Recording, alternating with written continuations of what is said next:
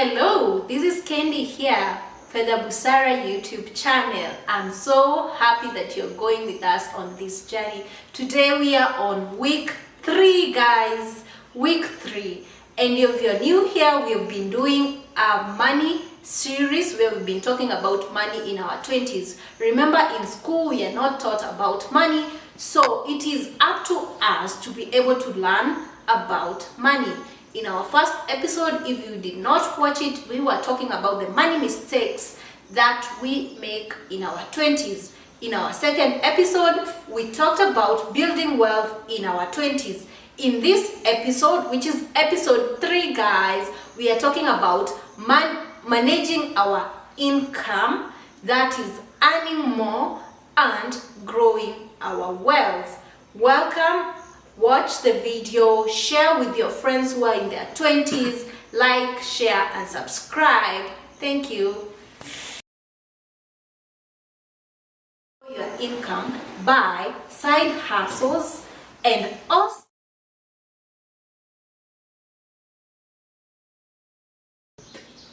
episode 3, mastering income, earning more and managing it wisely. Let's start. So the first point is, how do we increase our income? Remember, we are talking about earning more. How do we increase our income? As I had shared, you can increase your income by increasing the amount of money you earn. If you're working in corporate, you can increase your income through looking for a promotion. You can also get it through upscaling your skills so that you're able to earn more and you have leverage in the job market. Number 2, you can also be able to grow your income by side hustles and also increasing other sources of income. I talked about freelancing. I talked about online business. I also talked about utilizing your passions and skills to be able to earn you that extra coin. If you are so good at public speaking, then that is your calling to go and use that talent to be able to use it in events as a master of ceremony where you are paid. You don't necessarily have to always depend on your job. You can also use your God-given talents and passions to be able to grow your income. Number 2, we are going to look at managing your money like the wealthy. Remember, we are working towards being wealthy. How do the wealthy people manage their money? Number 1 is they are able to tell their money where to go. How is that? They tell their money where to go through budgeting. Number 2, they track their expenses. These are people who are able to know where each and every shilling is going. And to be able to track your expenses and budget, as I said earlier in the previous videos, you can use apps that are so plenty in the app stores or in the Play Store. So you should not have an excuse. Another way you can be able to manage your money wisely is by avoiding impulse buying. In a study, it has been seen that impulse buying is one of the main causes that causes people not to reach their financial goals. How does that happen? You set up a budget, you have allocated all your money to the expenses, but then you are walking in town or you're going in the mall, you see something and immediately you decide, let me buy this thing. This thing, remember, you had not budgeted for it. Also, you had not set aside money for it. So how do we stop impulse buying? I would encourage you to start the 72-hour rule. How does this work? You decide that for every new thing that you had not budgeted for and that is not a necessity that you desire, you will set aside 72 hours to see if after the 72 hours you still desire it. If after the 72 hours you don't desire it, then that was an impulse purchase and you're saving yourself from losing a lot of money. Another way we can manage our money is delayed gratification. Delayed gratification is you don't always have to fulfill every want immediately you have it. How is that so? To be able to protect us from lifestyle inflation, that is, for every increase in income, you are increasing your lifestyle, then you need to practice delayed gratification. That is, if that income is increased, kindly set the sum total of that amount of money towards your investment. This is an easy way to manage and grow your wealth, because now with the increase in income, you are able to save more. Number 3, you should have multiple streams of income. And when I talk about multiple streams of income, I mean both active income and passive income. What is active income? Active income, this is income that you are earning while expelling energy. Case in point, when you go to that business and you are manning the business. Number 2, maybe you're going to work where you're working and the employer is paying you a salary. That is an active income.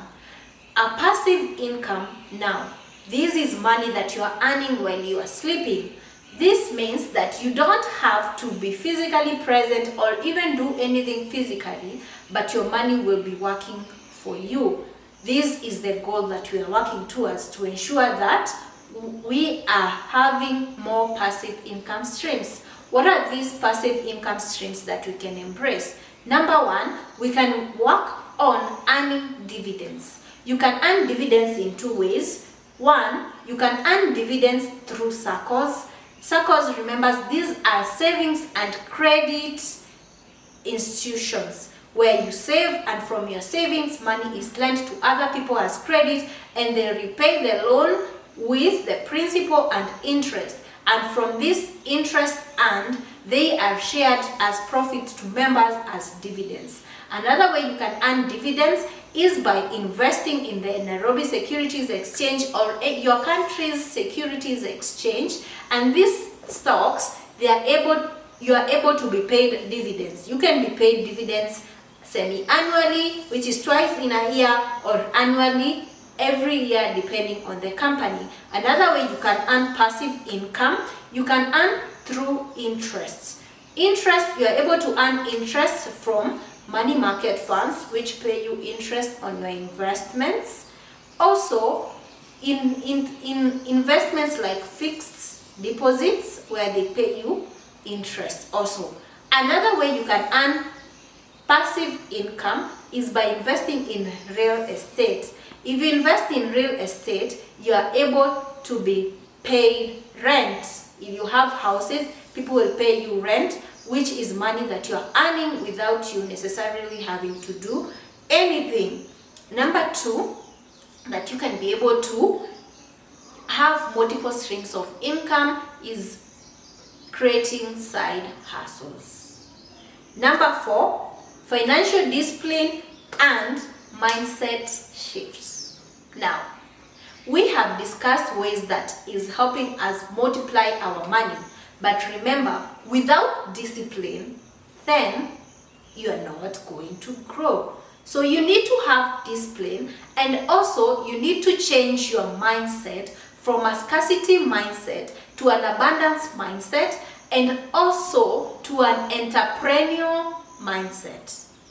What do I mean? An abundance mindset is a mindset that you are able to see the possibilities. You're able to see the areas in which you can be able to earn more. You're not limiting yourself. You are able to see that you can get wealth from so many areas. So you should have a mindset shift to an abundance mindset. You need to stop having a scarcity mindset where you think that money is not available or money is scarce. That is one way that will drag you down. You'll save, you will invest, but you'll still not grow if your mindset is a scarcity mindset. Also, you need to understand the difference between an asset and a liability. What is an asset? An asset is an investment that is earning you more income.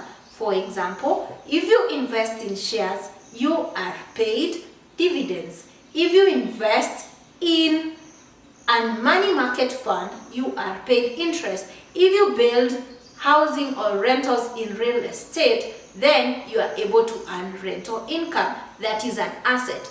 That is an investment that is bringing you more income. A liability, on the other hand, is something that is taking money away from you. A common liability that I will state is something like a car. If this car is not giving you any income, then it may be a liability because it will be taking money from you, because it will need maintenance, it will need car fuel, it will need repairs. So it may be a liability because it's taking money away from you. Thank you so much. We have talked about the ways that we are mastering our income. Share in the comments, how are you going to start mastering your income? And remember, if you have not watched our previous 2 episodes, go and watch them. We talked about the money mistakes to avoid and also the strategies that you are going to use to build wealth.